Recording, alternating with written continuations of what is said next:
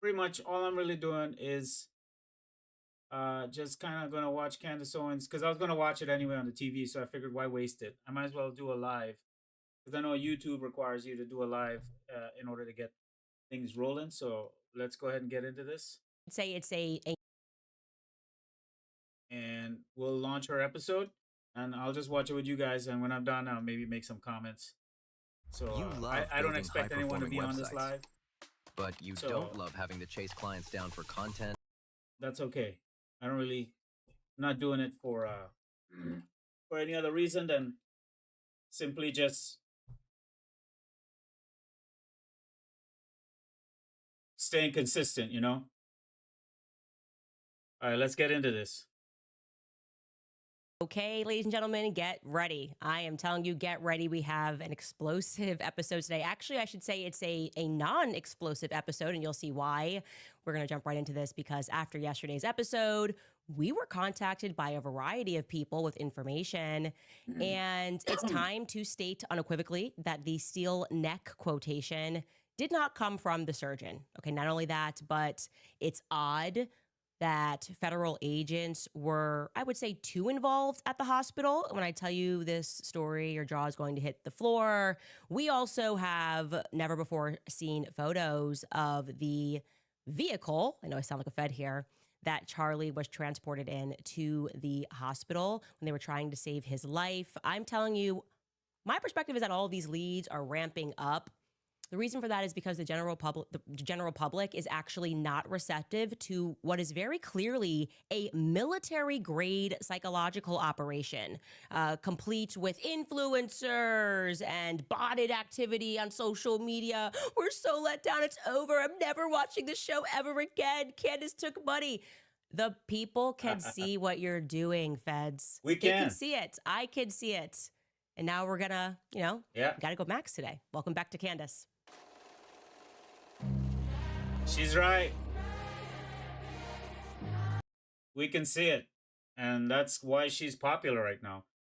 That's why, because she's actually appealing to the voices or and the sentiments of the public, of the mass population. So, Instagram stories, if you're not following me over on Instagram, is very true. I actually have never played chess, but I think I'm a good player. I think I'm a good chess player in life. So I've kept a lot of cards close to my chest, and truly it is because I have understood throughout this entire process that we need to separate the wheat from the chaff. Like, of course, not every single person is bad at Turning Point USA. We don't have every single person that's bad that works for the FBI or the NSA. There are good guys everywhere, and there are bad people everywhere. So when somebody's telling you everyone's good or everybody's bad, you should not believe that. Well, get ready, guys. Buckle up. Where do we yeah. begin? This is what I would say is clearly a federal disaster. We might even have to bring in FEMA. That's how much of a disaster this is and how much it is going to be for Kash Patel when we get through with this episode, because federal prints are all over the Charlie Kirk assassination story. Okay. Ooh. There's no way to deny it at this point. Nothing they are saying makes sense. They've told us lies, misrepresentations, and I think they are the ones who are attacking people who are reasonably concluding that nothing makes sense. Okay. Our intuition is telling us that something bigger is at play, and we're going to keep following that intuition and mocking us for saying that we had dreams. And that's been our point the whole time, everybody. That's been our point the entire time. Is that anytime they start demonizing you for asking questions or for feeling like things don't add up, and can you blame us? Like, think about that for a second, right? You cannot blame us. We, the public, have been lied to from everything going as far back as the burning of the Library of Alexandria, all the way till now, from President Lincoln's assassination to Kennedy's assassination, both of them, to literally every single major event that has damaged and killed innocent lives has always left questions in our psyche because we, in the soul, in our spirit, we always knew. We knew deep down. You can't lie to the soul. Some people who switch off, they just want to deal with whatever the mainstream is because then they don't have to deal with anything. And I get that. I totally get that. And you're entitled to live that way too. But for those who want to ask questions, God, we were born that way for a reason, right? Now, You can have a debate about the fact that maybe we go overboard, maybe we overanalyze, maybe we don't have a methodology to follow. But good news, we have technology now, and we have the ability to use that technology to help us clarify our points, get more coherent, and to use methods of investigation that are better than we've had before. It's just that some of us usually get stuck in the emotion of like seeing everything and not knowing how to convey what we see, right? And Candace is actually doing a great job because she's teaching the public how to ask questions and how to investigate, right? And as she's going down the list, she's crossing off the list. Okay, this is the theory we had, and this is the investigation, this is the information we got, and now we can cross this off the list. On to the next one. That's how an investigation is done. That's how it's supposed to be done. That's why I like Candace, because she's teaching the public how to go about an investigation. This is what, and you've seen the movies. You've watched how FBI and all these other people, how they do investigations. They have a board, they have their suspects, they have all the different clues, and then they start pulling strings and trying to connect the dots, and they do their interviews, they run investigations, and then they try to figure it out. Sherlock Holmes, I mean, this is the process. And why are we demonizing this process? We all suffered through this, guys. It wasn't just one person suffering through it. We all witnessed and suffered through this too. So let's put aside the holy sanctum and let's go ahead and continue. I'm going to watch it. I'm going to let her play for a second while I run and grab a drink because I'm enjoying this. And thanks for joining me on this one. I know I don't have anybody right now. I'm just running the live for the sake of racking up some points here. Dreams that Charlie was betrayed, or rather mocking me. Many people actually had dreams and they email me them all the time. It's just not going to work. You are going to come apart when I deliver these new facts to you.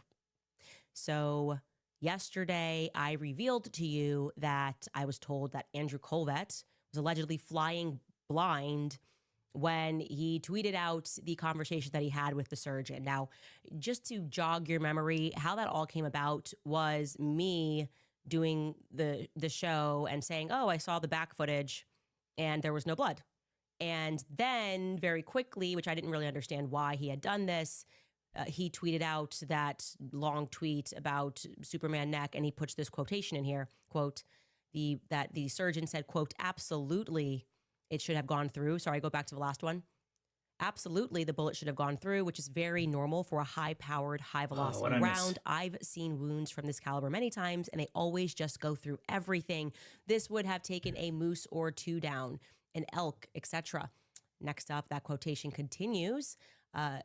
It was an absolute miracle that someone else did not get killed. His bone was so healthy, and the density was so impressive that he's like the Man of Steel. It should have just gone through and through. It likely would have killed those standing behind him too.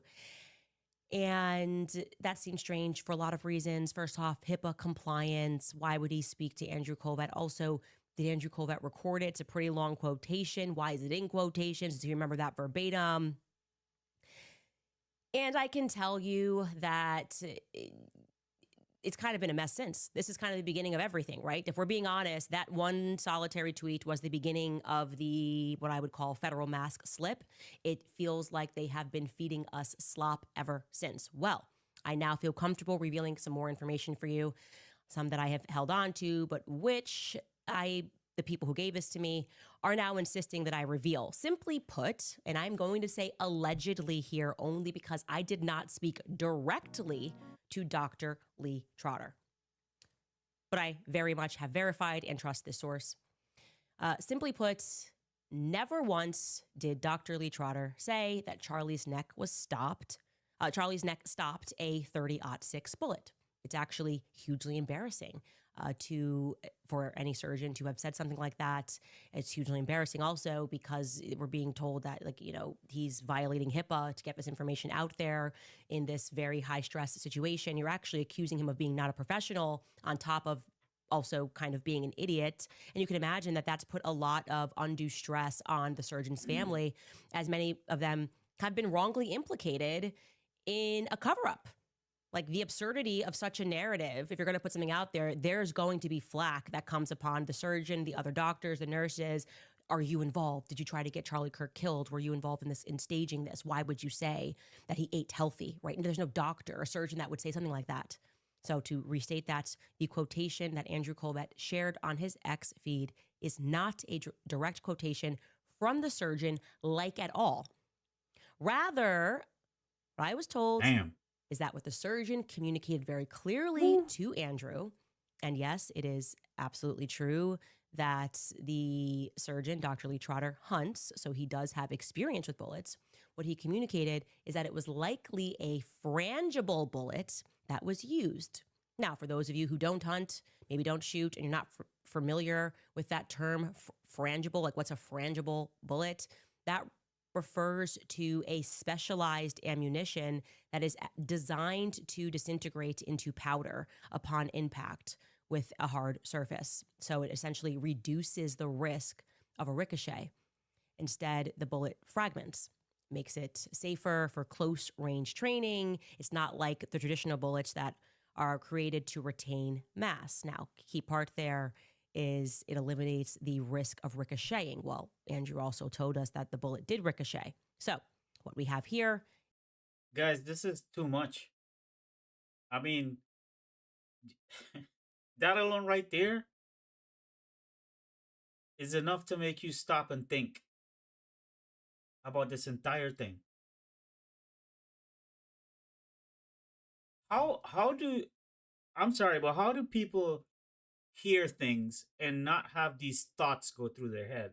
They just eat this up, right? It's like and this has been the case all my life. I've always wondered, like when I hear a story on the news or somebody's explaining something to me, my first thought is to analyze it and to figure out, does this make sense? Is this right? What is the physics behind it? What would happen if this happened? And da, da, da, da, da, and I would investigate, right? But like that's not what I can't believe people ate up this story. Just listen to what she just said for a second, right? That Andrew put out this statement, not even verbatim what the surgeon said. He just said that. He just maybe he was trying to just appease the supporters, or I'm gonna give Andrew the benefit of the doubt that he probably was just trying to do the best he could for the organization. But in doing so, he just actually made it worse. So I'm not accusing Andrew of anything. Let's get that clear. I'm just saying he probably did it with the intention of trying to guide the story in a way that would provide hope to the followers of TPUSA. Okay. And in doing so, it was a rash decision and it affected the organization actually worse because now it's appearing as disingenuous. That's the best way I can put it. All right? Because I never ever want to assume malice up front. That's just me. I always want to assume that these people thought they were doing what was in the best interest of the situation and to provide hope and inspiration. And by saying something like that, it would help people feel more comforted. So that's my first initial analysis. But at the same time, truth is truth. And we have to hold a situation accountable, right? So I just wanna give my little piece about that discovery. We don't have to go to the extreme about any of this. We just have to listen to what's being presented and always give the benefit of the doubt. I do. And let's just say, you know what? It was tumultuous times. It was a chaotic time. A lot of people got affected by this, and it's probably just. I do, however, agree with her on Cash Patel because we had so much. I had so as a Desi American, as a Indian American of East Asian descent. When Cash Patel arrived on the scene, I was super excited that we had representation. I don't mean to sound like DEI, but this seems like a DEI hire because I thought Cash Patel had what it took to really, show America and the world that it's it's finally okay for brown people to be in these positions, and we could get the job done, and we could, you know, show what we're capable of. Excited, and then he gets in, and then he's just sort of like treating it like some cushy job, you know, and that's all I'm trying to say. What just happened? But anyway, that's my take on it. That's just my personal opinion. I don't expect you to have my personal opinion. I'm just giving you my personal opinion. All right, let's continue. I'm probably not going to do the whole thing. I'm probably just going to do some of this and then I'll end it for the night. Is a conflict of statements. I'm told, we are told that Andrew Colbert was flying blind, put up this tweet, said that the bullet ricocheted downward into his stomach, whatever. And I am telling you that on the other side of this, we have people who are close to the surgeon who say he said no such thing, and rather he said that it was likely a frangible bullet. What are we to make of that discrepancy? Yo no say, Padres. But I'm going to move on because there's something else that is compelling and interesting, something that was unusual that allegedly transpired at the hospital. Now, I want to be clear that not only have I now heard this from somebody that was in the hospital, but another source unrelated to that source told me this a while ago, and I couldn't confirm it. They said a call was placed to DC at the hospital, and this had something to do with Charlie's body. Now, because this seemed to me to be random and there was no clear way that I could verify that it took place, I kind of keep a separate box for like follow up on that. Could be interesting later. Well, now it's interesting. It's interesting. It's a separate person is telling me that there is one thing very unusual that occurred on that day. Allegedly, Charlie gets transported to, I know I keep saying this